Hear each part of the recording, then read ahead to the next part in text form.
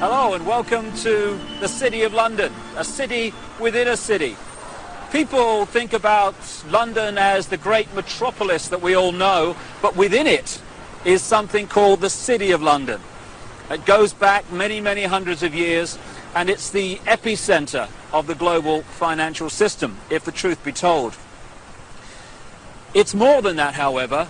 It is the center of a global web of secret societies that control the planet today, and they come from a series of interbreeding bloodlines which you can trace back to the ancient Middle and Near East thousands and thousands of years ago. And the staggering truth is that these interbreeding bloodlines under different names have increasingly controlled planet Earth from that time to this, never more so than today. In the next few hours on this video, you're going to be introduced, if you've not already read the book, my book, The Biggest Secret, to some staggering, stunning, and I'm the first to say, bizarre information. The basis of the video is an interview with a lady called Arizona Wilder, who was brought up and mind-controlled from almost the time that she was born to eventually, as she did, conduct satanic rituals at the highest level of the satanic ritual network, involving some of the most famous people on the planet. But we'll get into that as we go along. It is bizarre, and that's not even the most bizarre aspect of this story, which I'll come to as we progress. But the bizarre just happens to be true.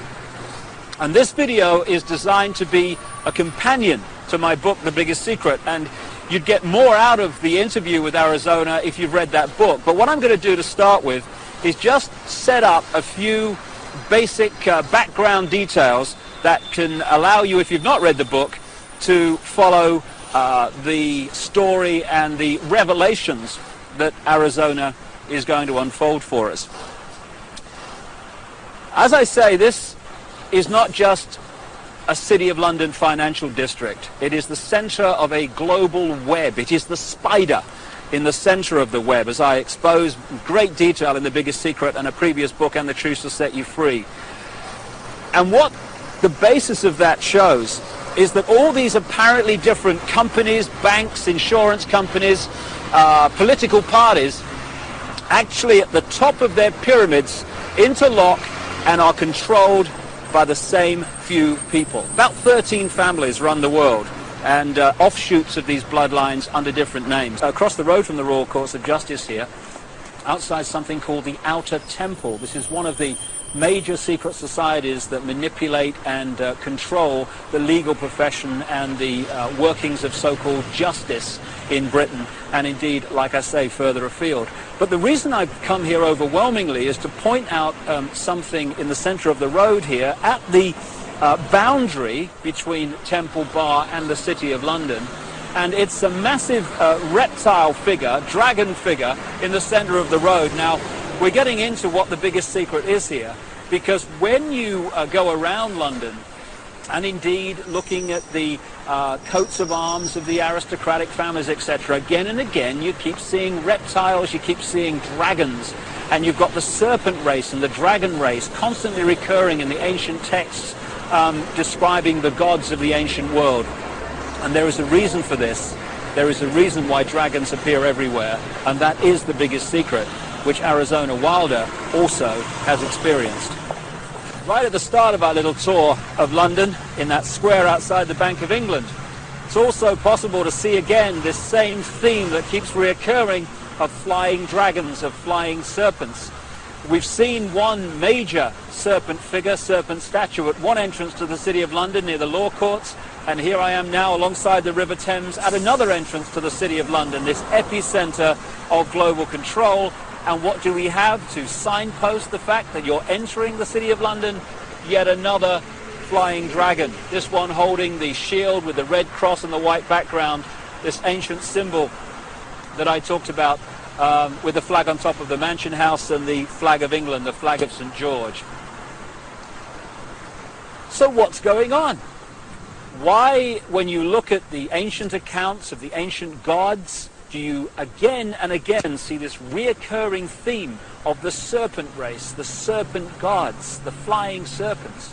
Why, in my research for The Biggest Secret, have I come across a stream of people from different walks of life all over the world who have told me the same thing, that they have seen, to their astonishment and amazement, they've seen key people in positions of power just demanifest from being a human physical form and become before their eyes a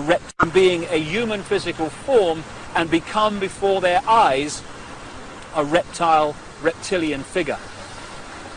When you look at the ancient gods of the Indus Valley, they talk about the Nagas, the gods who, wait for it, had the ability to manifest as human or manifest as reptiles. This is absolutely vital to understanding parts of the Arizona interview, because she has experienced exactly this. And the background to what's happening is quite simple.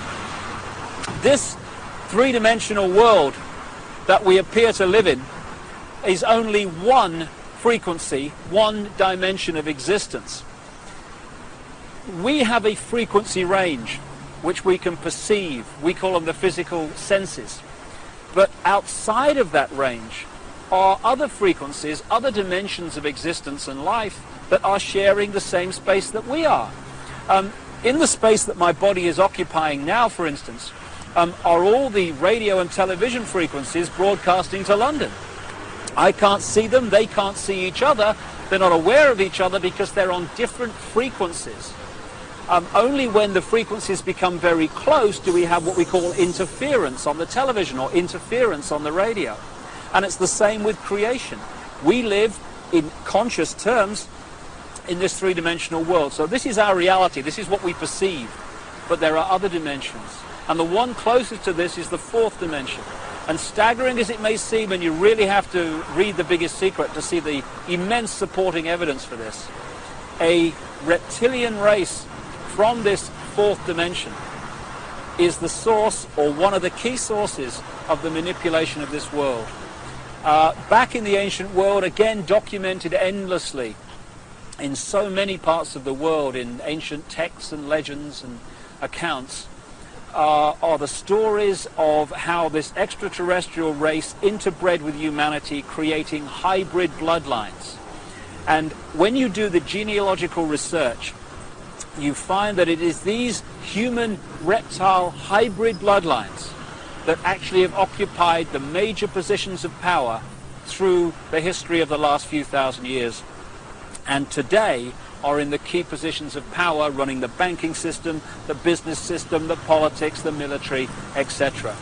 And Arizona Wilder, who had no idea of all this other information coming towards me in researching The Biggest Secret, when I met her, she said and told me about how at various satanic rituals involving the most famous people in the world, she had seen them again and again turn into reptile figures and then come back again during the ritual.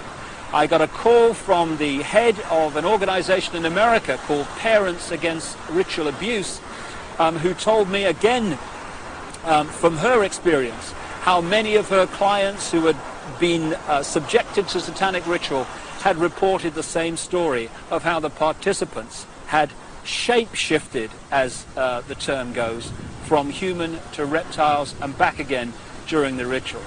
And one of the key areas, one of the key families identified by Arizona Wilder in her accounts is one not too far from here, and it's very famous indeed. And that family and that bloodline live here, or at least partly live here. Buckingham Palace, one of the many palaces and homes of the British royal family, the House of Windsor. They're seen as bastions of the establishment, the British establishment, but in fact the Windsor bloodline is not British at all, it's German. It's really the House of Saxe-Coburg-Gotha. And on Prince Philip's side, the husband of the Queen of England, he's a Mountbatten, which is really Battenberg. Again, another German line. In 1917, they changed the name from Battenberg to Mountbatten, from the House of Saxe-Coburg to Windsor, because at that time, you may recall, the German nation and the British nation were knocking hell out of each other in the trenches of northern France. And it was good PR from the British royal family's point of view to just change their name to sound more English. And this is just the farce and the facade behind so much, or behind which so much goes on. However, most people, if not almost everyone on the planet, would find the fact that the House of Windsor are one of these reptilian-human hybrid lines that shape-shift between human and reptilian form to be utterly, devastatingly ludicrous and unbelievable. I understand that. But the truth, the real truth, often is.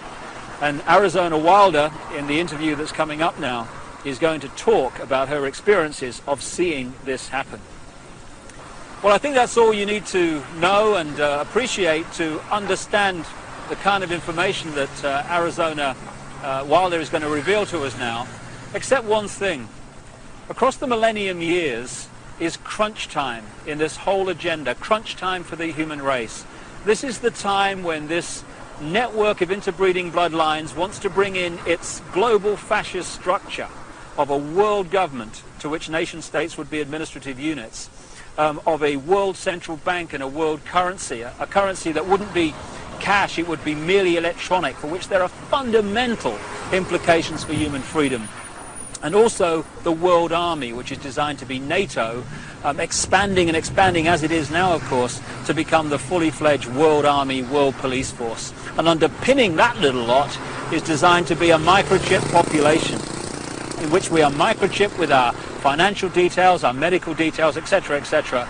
And that would allow not only electronic tagging, people knowing where we are all the time, it would allow the external manipulation through this electronic means of our mental and emotional processes. This will happen unless the human race wakes up and wakes up fast. And to do that, we need to understand what's really going on. And to let people know that, we've got to stop beating about the bush, stop pulling punches, stop pussyfooting around, keeping information from people, oh my goodness, how will they react, and just say, this is going on, take it or leave it, make of it what you will, but this is what's going on. And some of the information you're going to hear now is quite horrific.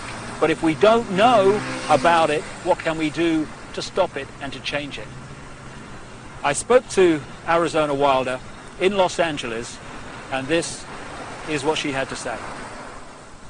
Got through to play was as in the Illuminati was as a goddess. Specifically, the address is Mother Goddess, Starfire, and the Starfire goes back to the blood in the menstrual blood. What is contained in that, and the address, the way that I was addressed was Mother Goddess. There are only 3 Mother Goddesses. There can only be 3 at a time on this planet, and there is a male equivalent of which there can be only 3 of them. Why mind control someone to conduct these rituals, like yourself? Why don't these reptilians just conduct their own rituals? They don't seem to have the psychic abilities, and they look for people that have that and people in the bloodline that have that. And I've had that. I've had a tremendous amount of psychic ability, and so I was picked and bred from before birth, and this is also something that other survivors that have been in high positions have known about me and told me. What's the connection then between you having psychic abilities, those being recognized from the start, and you being brought through to conduct their major rituals? Well, it's kind of twofold. First of all, they needed the psychic abilities because they control or attempt to control events, because I would have the ability to foretell what was going to happen, and they needed the information to just try to control it to an outcome that was good for them. The second thing is that during the rituals,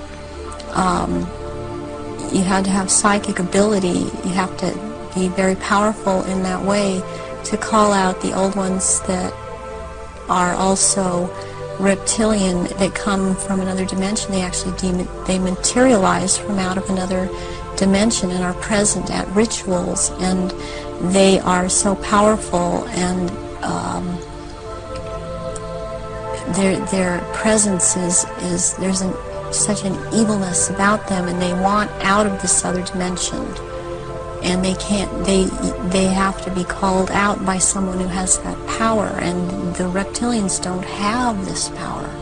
That's very important, that they don't have this power to call out these old ones that have to do with them. And what is it that humans have that the reptilians don't have, that means they don't have the power to connect interdimensionally, and some humans do? We have the ability to foresee, to be able to become vibrationally higher, and see into those levels, go into those levels, and in fact, agencies use this. They call it remote viewing. To go, humans have the ability to go into the past, to go into the future, to go to other places, to astrally leave their body, astrally, and to see things that we've always had this ability, and it's like having the third eye, which they don't have. They don't have this ability. So during a ritual, these old ones are called out, and they are what Christianity would have called the demons. They are called out, and there is a circle that it has a hexagon in there, which is a powerful occultic symbol, and then there is a pentagram, and then there, in the middle of that, there is a triangle, and if you're the one calling them out, then you stand in the triangle so that you're not devoured or taken by these creatures that come out. That creates an energy field around you which they can't penetrate. They can't penetrate it, and they cannot get outside the pentagram. And they want out. They're always demanding to be let out. And so you have to be very powerful to keep them in line and to make them go back when it is time for them to go back. Why do the reptilians want to manifest these quote demons at the rituals? It brings power to the rituals. It brings power to them. They are told things by these entities, and they are encouraged to go on with what they're doing, and knowledge is imparted to them through these entities. But it takes a person with the ability to bring them out and make them answer, because they don't want to cooperate. They have to cooperate when the right person has control over them. And that's to do with that person's energy and ability to use it. Right, yes. You talked about the Aryan race coming from Mars. One expression of it seems to be very clearly what we call the Phoenicians. The Phoenicians had two deities, St. George, which became a British deity, who defeated the dragon, which seems incredibly symbolic, and also St. Michael, who, according to the legend, banished Satan, or this negative force, into the abyss. Is this symbolism of the abyss anything to do with the fact that these reptilian demons of another dimension are somehow locked in time-space prison, and they can't get out? They can only get out when they're brought out in that way. Yes, they want out of that dimension. They have been thrown into that dimension, and they can't leave that dimension. And that's actually what the abyss is about, is being in a different dimension. It's like something to do with the fourth dimension. And before I even knew, for example, what I was saying, or I realized what I was saying, I would be saying things to my therapist and other survivors that the fourth dimension was a dimension to stay away from. Not at that time understanding the whole thing. Names that people around the world would know who, in your experience, have taken part in these rituals that you've conducted. You say you've conducted them in Europe and the United States. Can we start with the United States? Yes, I have seen at rituals, I have seen George Bush, I have seen Madeleine Albright, I have seen Henry Kissinger, I have seen Ronald Reagan, and I have also, by the way, seen his wife, Nancy Reagan. I have seen Hillary Clinton before I knew she was Hillary Clinton at the time. At these rituals, she is involved. The other people that I have named and are, as I've seen shapeshift into reptilians. I have not seen Hillary Clinton actually shapeshift, but she is involved. I have seen the two sons when they were young, the two sons of George Bush present at these rituals. Are these the sons that have become governors? Yes, one is in Florida and one is in Texas. I have seen, did I mention J. Rockefeller? And he shapeshifts. I've seen George Deukmejian and Ronald Reagan again, having been governor in California. There have been people such as Newt Gingrich I saw, and I didn't know at the time that he was Newt Gingrich. I recognized that he was Newt Gingrich when Clinton came into power, and after he was, Newt Gingrich was then elected Speaker of the House. And I was horrified to realize that this man was also there. All of this has affected me to the point I don't vote. All of these people seem to all be connected to the Illuminati, and I don't feel like being part of having anything to do with them. Presidents like Carter and Ford and Clinton. I've seen Ford there. Gerald Ford. Gerald Ford, yes. Are they all reptilian bloodlines? I haven't seen Carter shapeshift. You've seen him at rituals, haven't you? Yes. Gerald Ford, I have seen shapeshift. And Johnson, also. Lyndon Johnson. Lyndon Johnson. Also, Dr. Joseph Mengele, who took me around to these rituals, doesn't surprise me any more than it does the people in this country doing it is just for some reason more shocking, and it cuts even deeper. Because I've seen the Queen Mother there, and I have seen the Queen there. I've seen Princess Margaret there. I've seen Charles there, and they shapeshift.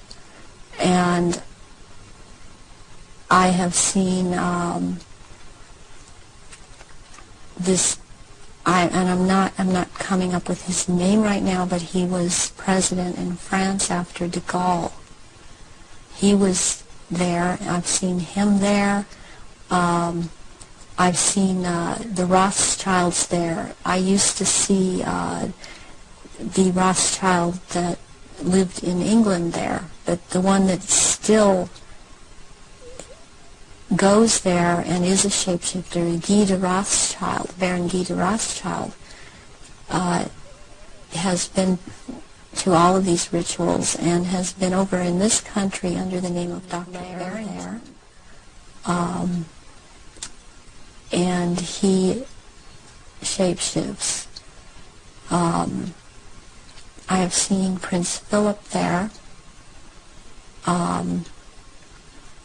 They all have their quirks as to how they act, even in their reptilian form. And they all, they act. They don't act all like robots, but they have their quirks. They have their so-called personalities, but they are all cold-blooded. They would kill at the drop of a hat. Man by the last name of Sitchin, I've seen at rituals, and he is a shapeshifter. And I did a double take when I saw the picture. And the other people you've seen in the rituals, what have you seen them do? I've seen all of them drink human blood and consume human flesh, and they have their own goblets in which they have blood, and these goblets are encrusted with jewels. And they also have their own daggers, and that the dagger goes into the goblet, and they stir the blood around with it, and it's also a what it is. It's a symbol of the phallus going into the vagina when they're doing this, and I've seen them do this, and some of them have even, like the Queen Mother I saw with, she had her own little, it would, like almost, it's between a very elaborate ornate chair or a throne kind of thing brought in for her to sit. And because before these rituals actually start, there is a kind of people move around the room and talk, or recognize one another. It's a formal kind of a ritualistic setup, the way they talk and the way they introduce each other. It's like a court. What are they wearing? They're wearing robes. They're not wearing anything underneath the robes, and the robes are very ornate. They all have, the one thing in common they have is they have a red color like blood, and some of them have purple, and they have gold kinds of lines running through them. They have the Merovingian symbol of France, the fleur-de-lis, and there are jewels that are sewn in at certain points on these robes, and they wear these robes, but they don't wear anything underneath the robes, because what is going to happen, what the rituals are all about, they're going to shapeshift, and they can't have anything on under the robes. And there are orgy kind of things that go on at the rituals also.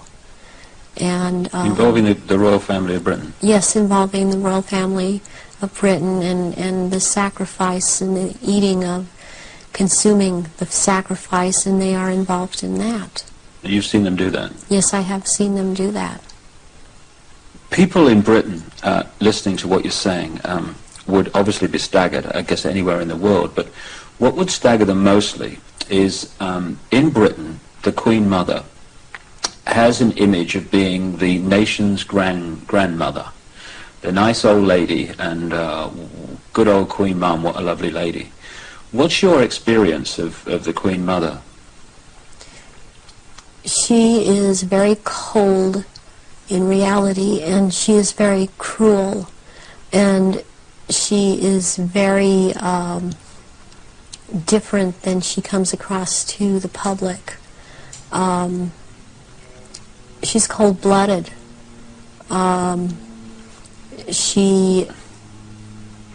If she feels that you are someone beneath her, even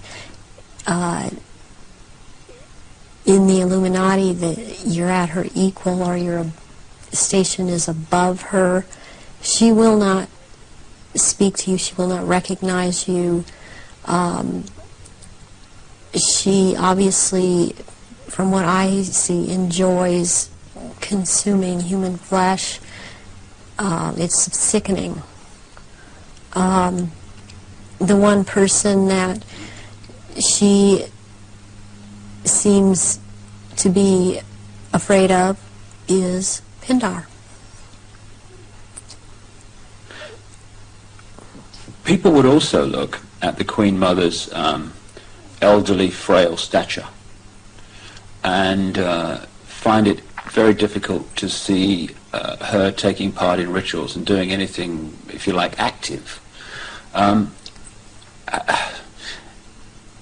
Do they go into a different state in terms of age and strength and all these other attributes when they actually shapeshift?